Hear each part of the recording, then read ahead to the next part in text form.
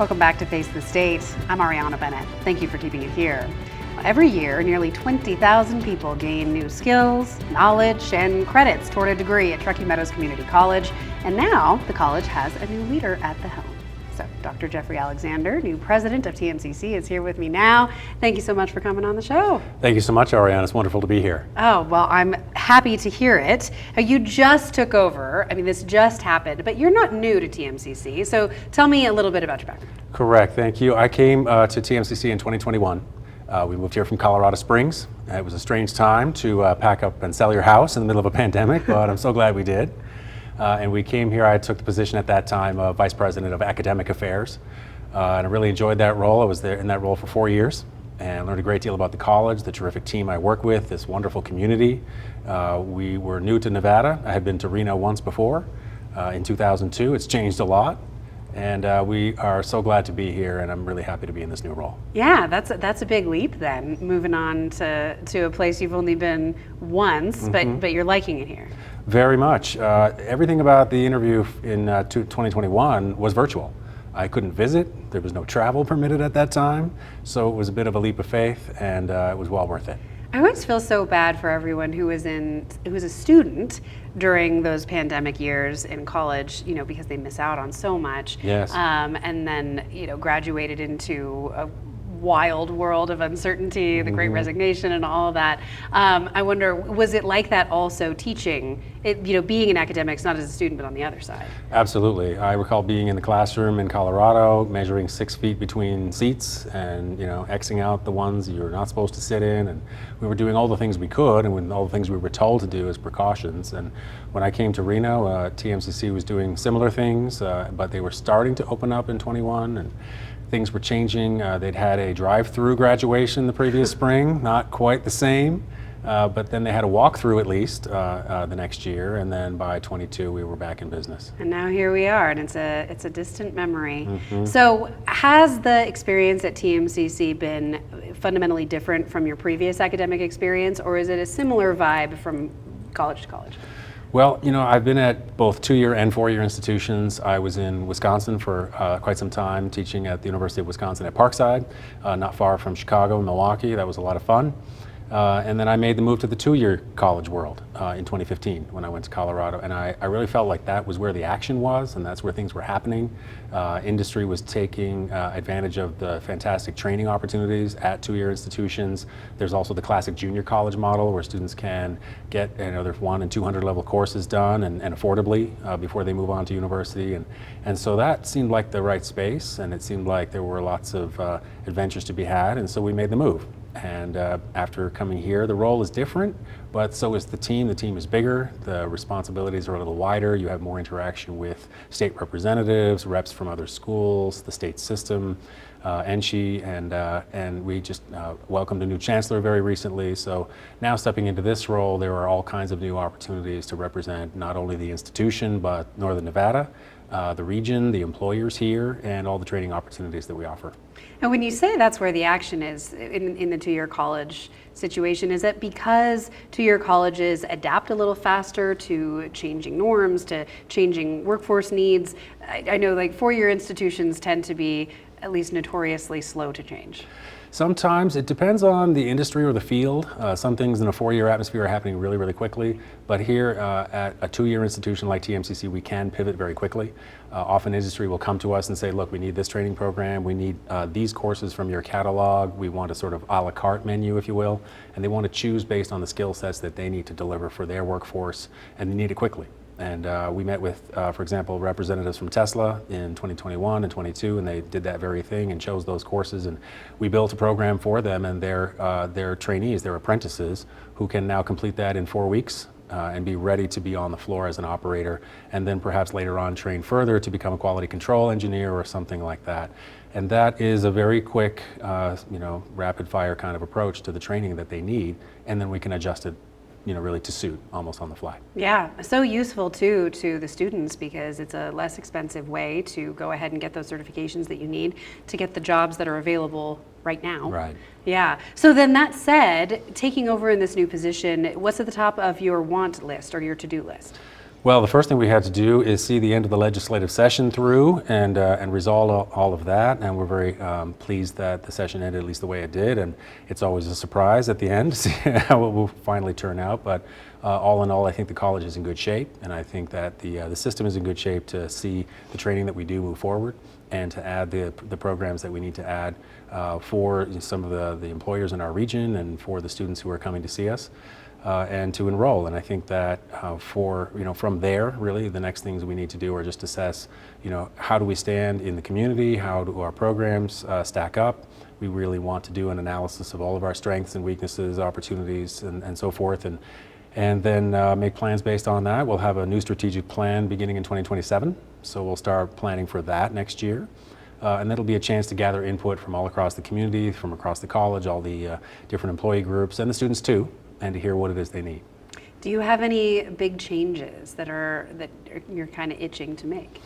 Not on the first day. That's the first thing to keep in mind, is that I think what we've been doing to this point has gone really well. Our prior president, President Helgerson, did a really great job. She was here 9 years.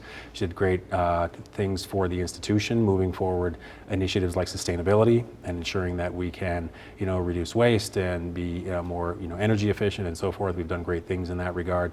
There have been other initiatives as well that I think are important to maintain. But to those initiatives, we can add further momentum, and we can also add some new things. For example, one of the things that the leadership team and I are starting to look at is AI, and using AI, not in the classroom per se, but in order just to find some efficiencies in our own operations. And we want to keep the team members we have, but we want to be able to free them from some of the more rote tasks and give them the opportunity and the space and time to do more creative things, whether programmatically or helping students or planning for the future. Yeah, there's so many applications to AI. We're just kind of at this beginning stage of imagining what all it could be doing to make our lives easier. And hopefully it is making our lives easier rather than totally, usurping jobs from people who have them. I think that's the last thing we want. I think we also want to be cognizant of the fact that our students who graduate are going to use these tools. And they need also, in the right spaces and at the right pace, to learn how to use them. Also when not to use them, right? And when we're really training them to be the ones to do that work. Machine learning is fine, but we're not here to train machines. And on the other hand, it is possible to use these tools sometimes to benefit the college. For example, we've had quite a surge in fraudulent enrollments in recent years all across the country. And community colleges are often very hard hit. College of Southern Nevada had quite a time in the last couple of years with fraudulent ghost student accounts. They aren't real, but they're here to try to defraud the college and ultimately the feds. To what end? To steal the financial aid dollars. Oh, okay. And it's difficult to find out who's really real. So all that manual checking was taking a great deal of time. And so our team became, I think, pretty innovative, and we acquired an AI server. It's not on the internet, it's independent, and we've used that to automate about 10 of those processes, checking for fake addresses, telephone numbers, social security numbers, and so on, to make the process of finding the fraudulent accounts easier, and then freeing up people to do the last minute checks and checking on the ones that look a little suspect, but we're not sure. Oh, I love that.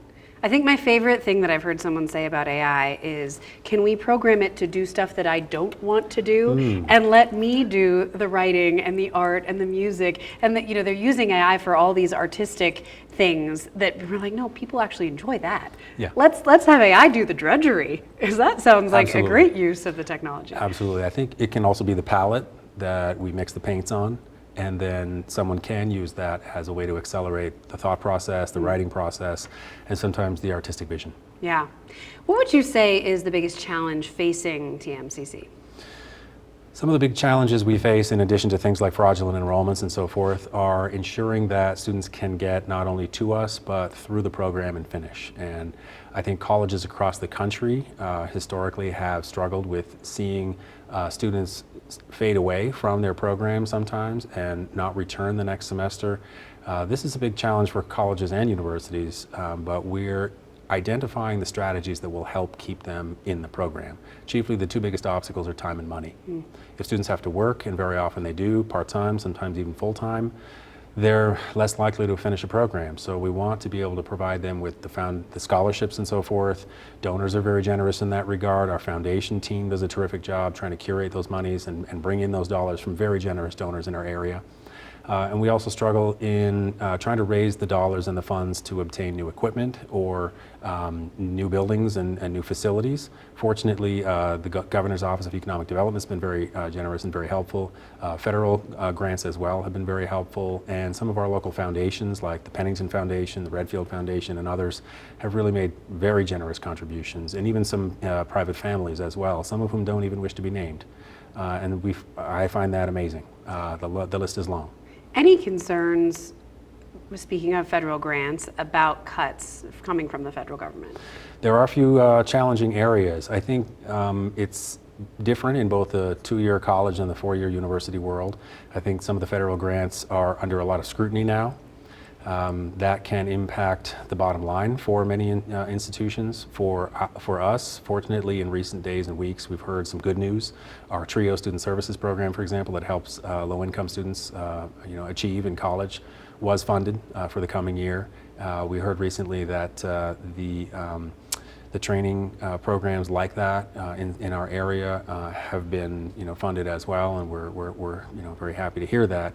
But we do also struggle. There are some areas, for example, adult basic education, which serves about 3,500 students in our area.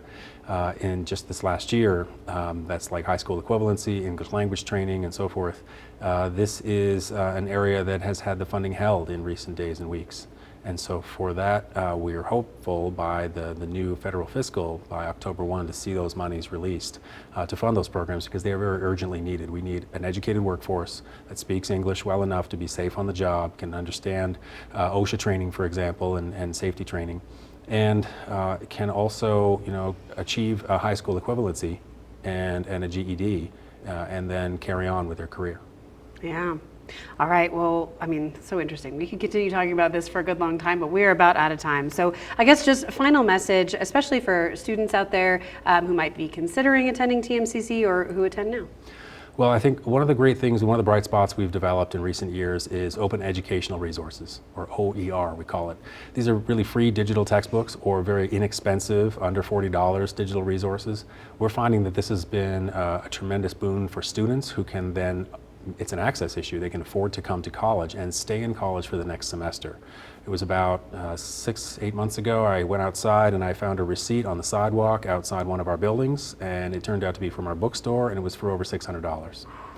And so that's the kind of thing that we want to bring down, because that brings down the cost of college. Sometimes the resources are costly, for example, in some of our health professions, but where we can, we're bringing those free digital resources that are of good quality and that the faculty have approved to the classroom, so that students can make use of them and be able to afford not only to live while they attend school, but to come back next semester. Yeah, we love that. All right, Jeff, thank you so much. Really appreciate your time. Thank you, Arianna. Well, that is it for this episode of Face the State, but for more information or to see past episodes, you can head to our website. That's 2news.com. Thank you so much for being with us. We'll see you next week.